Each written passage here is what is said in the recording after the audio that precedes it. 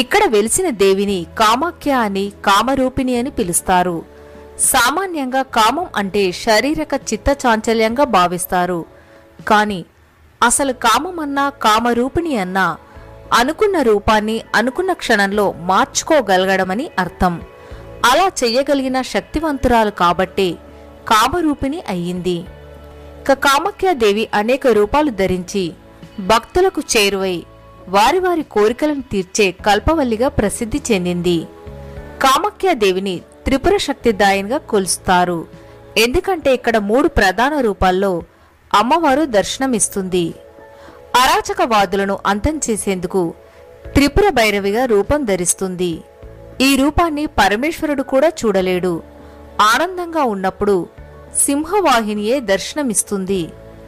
పరమేశ్వరునిపై అనురాగంతో ఉన్నప్పుడు త్రిపుర సుందరిగా మారుతుంది.